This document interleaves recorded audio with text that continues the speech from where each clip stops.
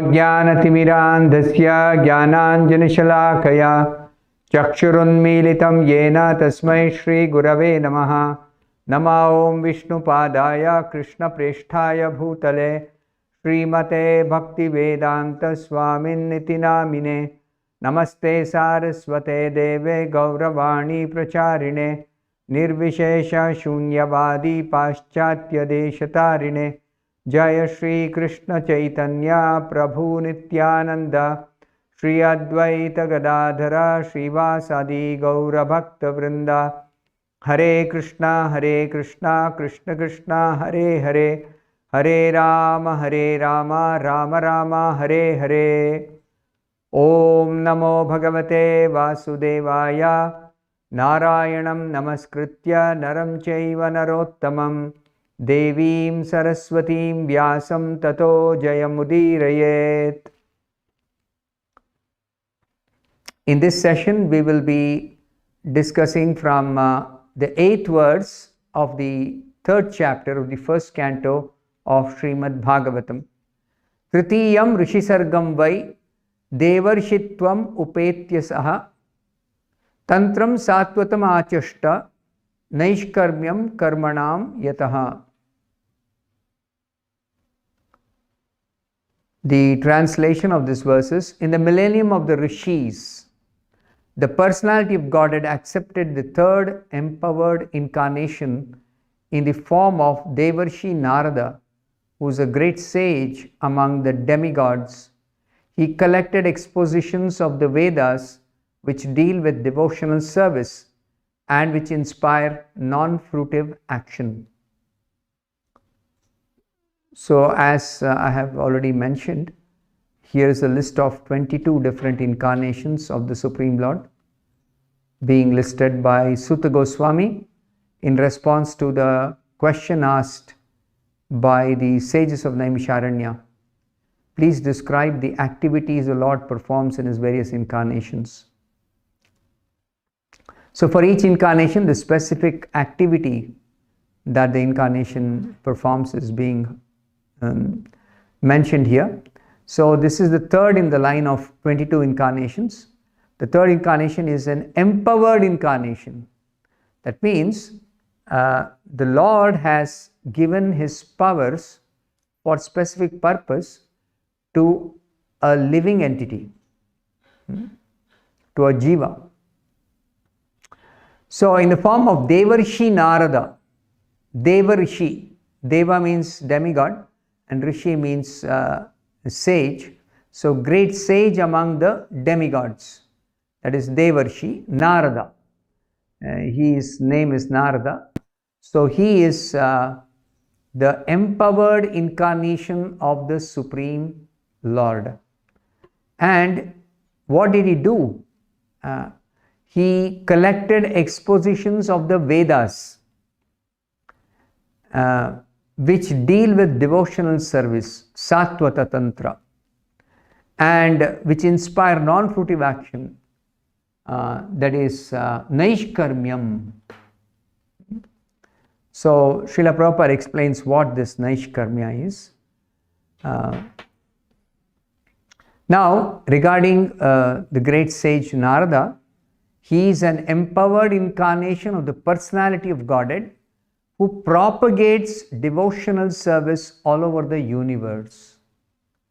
Narada has got one specific service, that is to preach about devotional service, to propagate devotional service all over the universe. He travels and he preaches.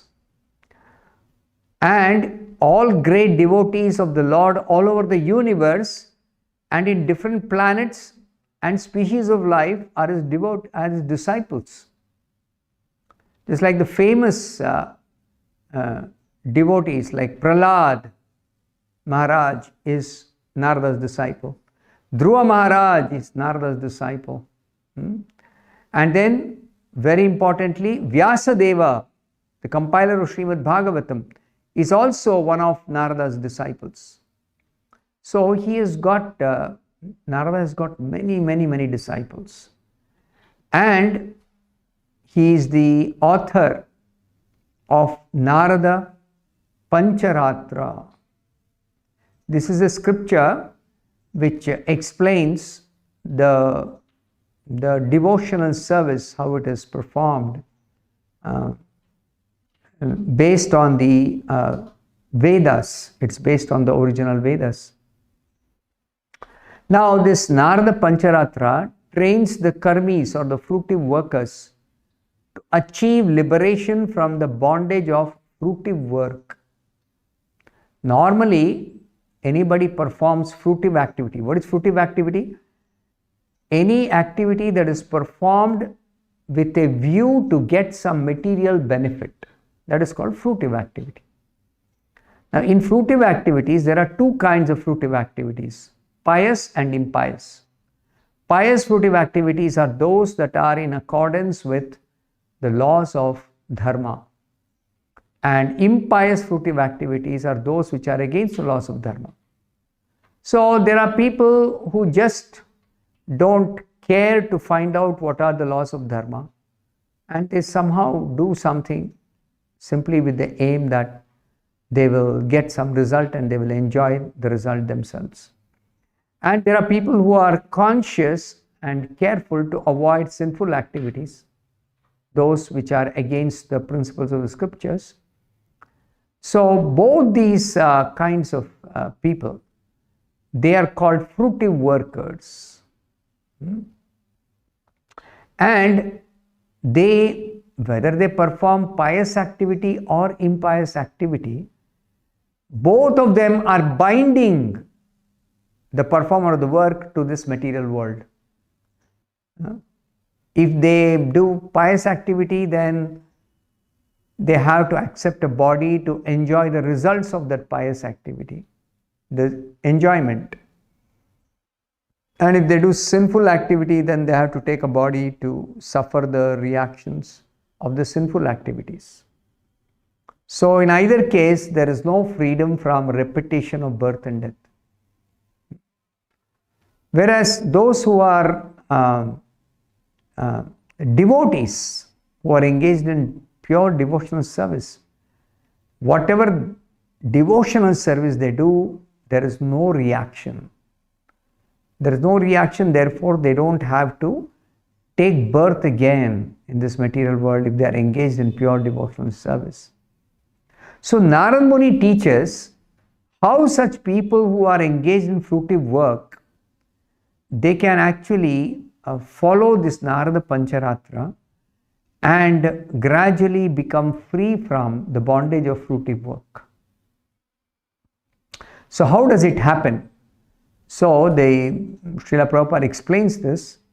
The conditioned souls means those living beings who are under the stringent laws of the material nature.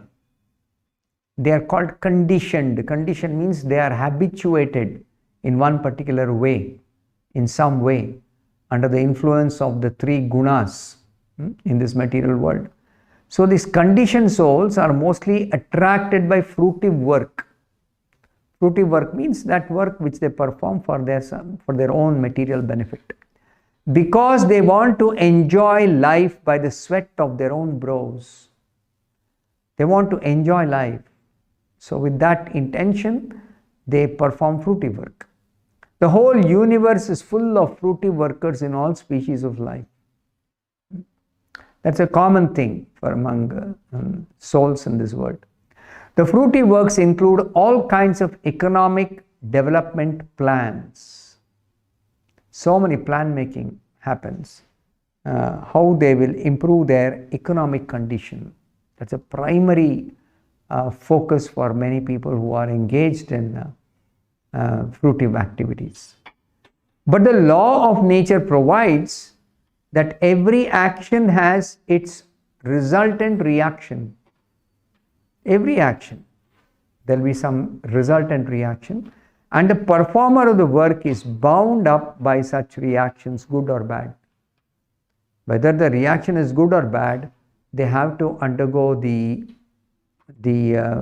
rebirth in which they will have to enjoy or suffer due to the past activities.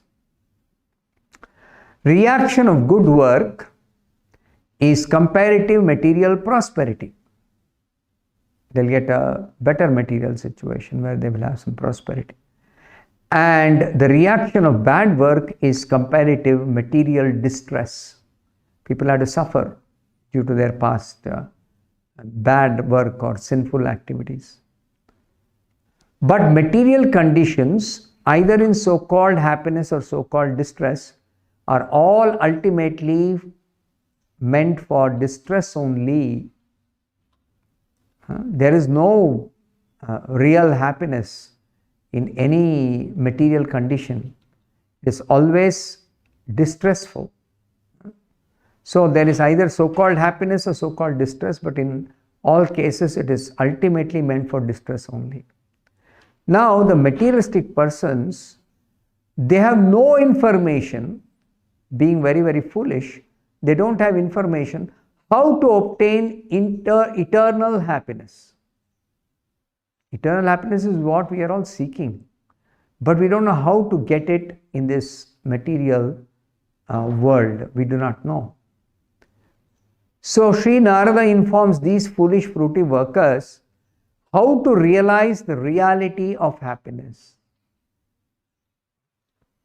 So it is Narada's mercy upon the suffering souls in this world that he gives this knowledge about how to realize the reality of happiness. Real happiness, how one can realize.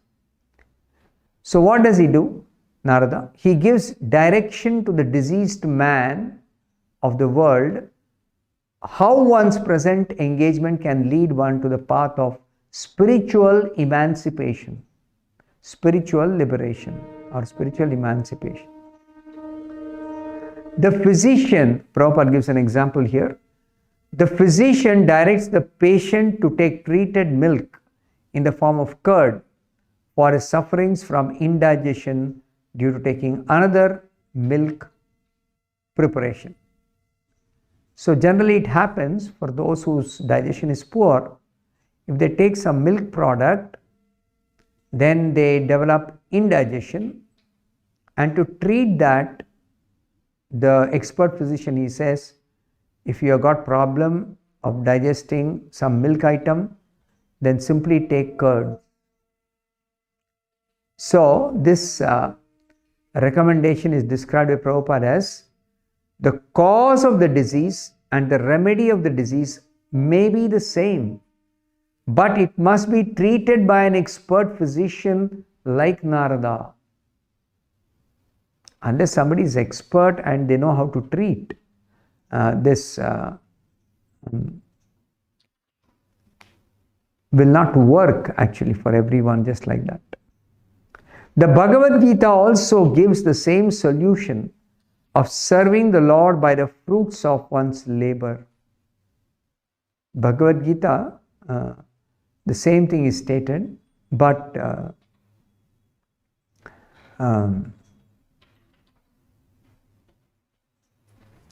here Narada's exposition of the Narada Pancharatra is being described. Similar principle, whether Bhagavad Gita one follows or Narada Pancharatra, similar principle. Now, by following the instructions given by Narada Pancharatra, one can come to the platform of liberation or naishkarmya, no more reactions from the material modes while in this world.